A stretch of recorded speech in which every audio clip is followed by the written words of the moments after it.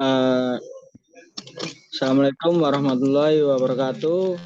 Saya di sini dan teman-teman saya akan mempresentasikan sebuah tugas kelompok manajemen strategi sistem informasi dan teknologi informasi yang beranggotakan Jemparing Wibisono, Ramawayu, David Januarta, Erben Auzan, dan Raihan Dani Prayoga.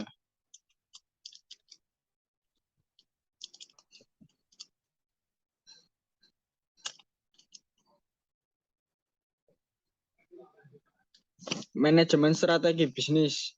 Saat ini sebagian besar organisasi menyadari bahwa strategi sistem informasi harus dikembangkan dalam konteks yang lebih luas strategi perusahaan, bisnis, dan implementasinya.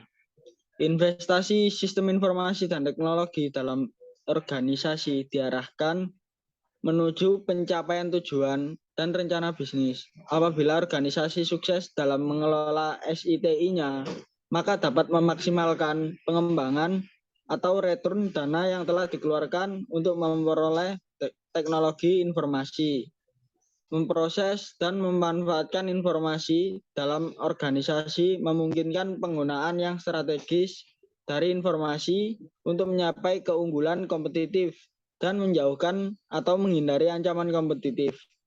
Maka dari itu penting bagi manajer bisnis untuk terlibat dalam pengembangan strategi sistem informasi. Yang artinya setiap proses pengembangan tersebut bisa dimengerti dan dipahami oleh manajer bisnis.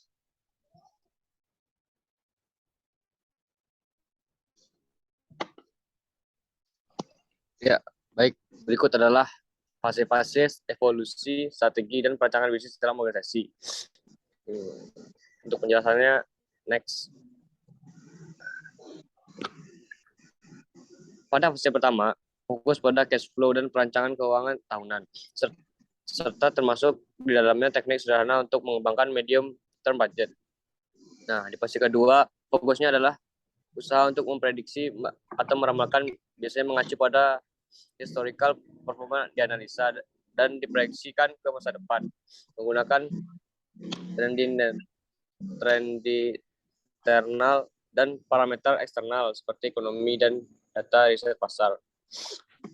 Di fase ketiga, mengidentifikasi produk baru, pilihan target pemasaran, dan evaluasi untuk menentukan apa saja yang kira-kira tidak sesuai dengan organisasi. Dan fase keempat, organisasi menyadari bahwa dalam lingkungan bisnis pada saat ini produk yang dimiliki sudah usang dan sumber daya untuk mempertahankan keunggulan kompetitif adalah kemampuan untuk memberikan respons secara konsisten dalam merubah pasar dengan menampilkan produk baru yang bisa bersaing. Yang selanjutnya, strategi versus planning.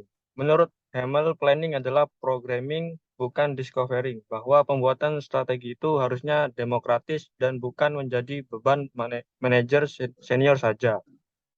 Strategi juga dapat didefinisikan sebagai serangkaian aktivitas yang terintegrasi dalam meningkatkan kesuksesan untuk jangka waktu yang lama dan kekuatan dari perusahaan dibandingkan dengan kompetitor. Ada 3 proses yang berkontribusi dalam penerapan strategi, yaitu yang pertama strategi thinking, kedua strategi planning, yang ketiga opportunistic decision making.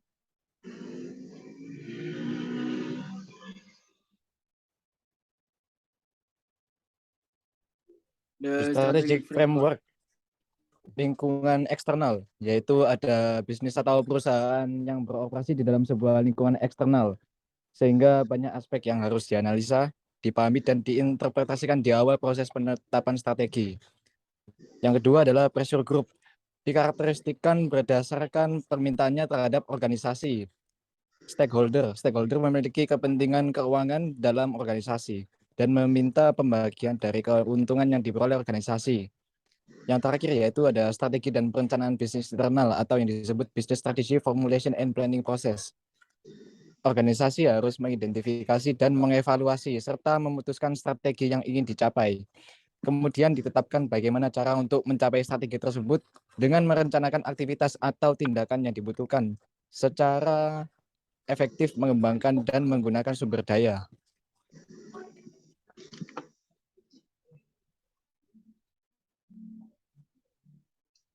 Baik, cukup segini saja presentasi dari kelompok kami. Bila ada kurang atau hal yang ditanyakan bisa diajukan. Sekian dari kelompok kami. Wassalamualaikum warahmatullahi wabarakatuh.